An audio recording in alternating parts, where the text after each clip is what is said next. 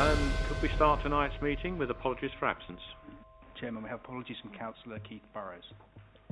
Thank you. Are there any declarations of interest in matters before us tonight? If not, can we approve the minutes of the last Cabinet meeting shown on pages 1 to 14 of the agenda? Are they agreed? Agreed. Thank you. Just to confirm that business marked Part 1 will be considered in public and items marked Part 2 will be considered in private. There are only 3 public reports tonight, agenda items 5, 6 and 7, and agenda items 8 to 15 are Part 2, private and not for publication. So the first report tonight, agenda item 5, page 15 of the agenda, Hillingdon Local Safeguarding Children Board Annual Report 2017-2018. Councillor Simmons.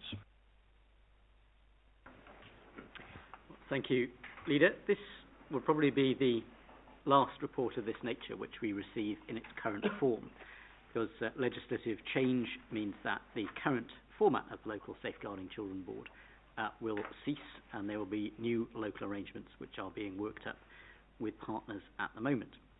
But the report that's come to Cabinet tonight is broadly a positive one. I think we always talk about children's social care with the important caveat that we can't guarantee that every child is going to be safe in all circumstances, but what we can do is hold the partnership to account and seek reasonable assurance that everything that should be done is being done. And broadly speaking, what this report tells us is that the partnership that keeps children safe in Hillingdon is in reasonably good shape, that we've seen quite good progress on a number of the challenges that our borough faces. I'll particularly draw attention and a thank you to what the independent chair says about member involvement in this. And I need to be very clear that that is not about me as the lead member, although I do attend the Local Safeguarding Children Board meetings. It's particularly valuable that we have a number of councillors cross-party in Hillingdon who are very active in things like corporate parenting and taking an active interest in what our youth council do. And that is a big strength, because in many authorities, the role that I occupy as the lead member for Children's Services is quite a lonely one. That lead member is the only person who is involved in many of these activities, and it's a real strength, as I say, of Hillingdon that we've seen widespread involvement, members including Councillor Riley, who's here tonight, Councillor Palmer, and lots of others who've taken a really active interest, and that, as I say, has been a contributor to strong performance. It also highlights the comments made by the independent chair in respect of the financial support which has been provided. It remains a frustration that the police do not provide significant resourcing to support the LSCB, but it is clearly a good thing that the sound financial management of the council enables us to resource both the board itself but also the activities that it is there to scrutinise to a reasonably good standard. So I move the recommendation that we accept and note this report, but I will do my best to answer any questions which arise. Any questions or comments? If not, is the recommendation agreed? Agreed. Thank you. Agenda item 6, page 65, Hillingdon Safeguarding Adults Board Annual Report. Councillor Cawthorne. Report, and this sets out the progress, and we've made some quite reasonable progress over the course of the past 12 months, which include improved performance management arrangements and an audit process to assess and quality assure the services provided to our residents. And we've also seen a newly developed training programme which is designed for professionals who work with adults at risk of abuse or neglect. Also, we have an action plan for the coming year which includes financial abuse, adult grooming and modern day slavery, all of which have been arrived at in discussion with partners, having been identified as issues in the area. That's not an exhaustive list, by the way. I would like to take the opportunity to say something about some impending changes. We've heard about those applying to the Children's Board, and I think the redesign of their future arrangements have also given us a timely prompt to review those in place for the Adults Board as well. As I've said elsewhere, for all that has been achieved, and I think we've made some quite reasonable progress, the Adult Board arrangements have not really had the level of traction with partner agencies which we, and certainly I, would have liked to have seen. So it is expected that the board arrangements for adults will mirror those being considered for children moving forward, which places a much greater focus on ongoing practice management and managing risk by senior operational managers. with a less frequent senior system leaderboard to deal with escalated matters, which seems to me to be an entirely more sensible way to deal with issues and deliver maximum benefit within the resources available to the partnership. So with that, I will move the recommendation and again do my best to answer any questions. Thank you.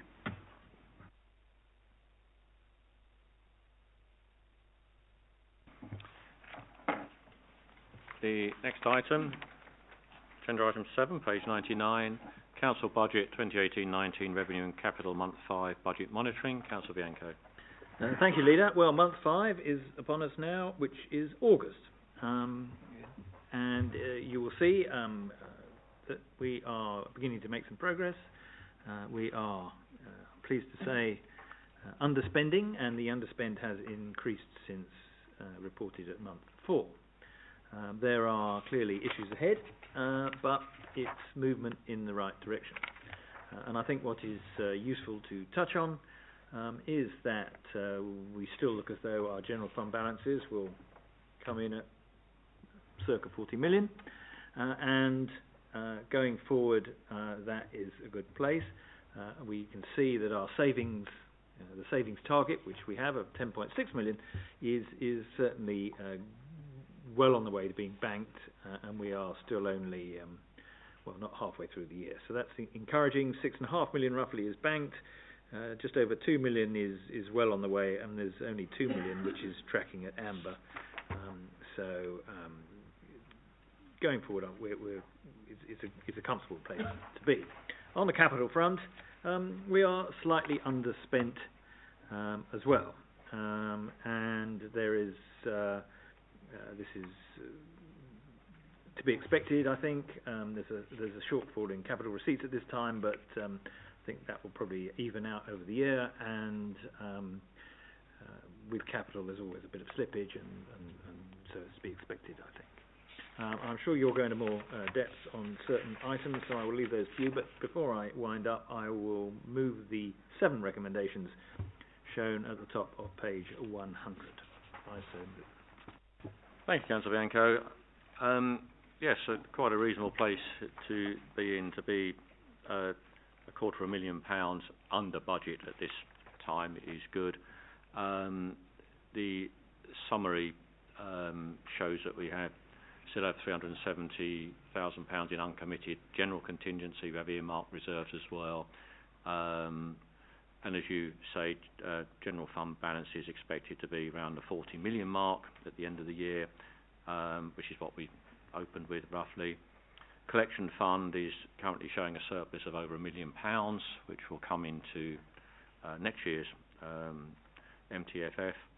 So all in all, a reasonable position. You're right, we have banked £8,655,000 of the 10,655 savings target that we have. That leaves 2 million for us to find. Obviously the last 2 million is more difficult than the first 8, but confident that we will be able to deal with that over the balance of this financial year. Looking specifically at the recommendations, the first is to note the budget position, as we've just outlined. The second is to note the Treasury Management Update, and this is contained on Appendix C, which is page 141.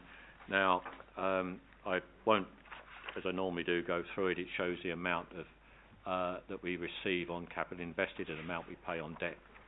And obviously we pay more on debt than we receive in interest on investments. But fortunately we've got more investments than we've got debt in the general fund.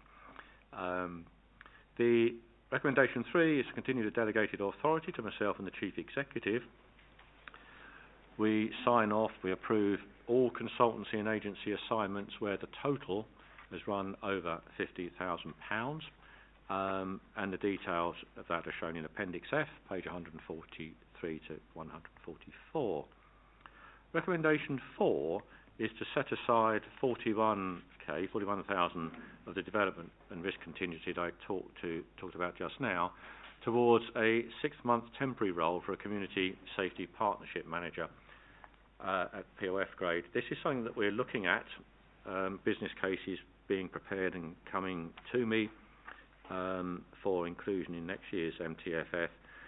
But as we've just heard in both the adult and children's safeguarding reports, we do have issues with some of our partners for support, and we will be employing somebody else, a Community Safety Partnership Manager, to strengthen the partnership, working with the police and the London Fire Brigade. So we've to try and help tackle crime and the fear of crime for our residents. We can't replace the police force, but we can do something to help.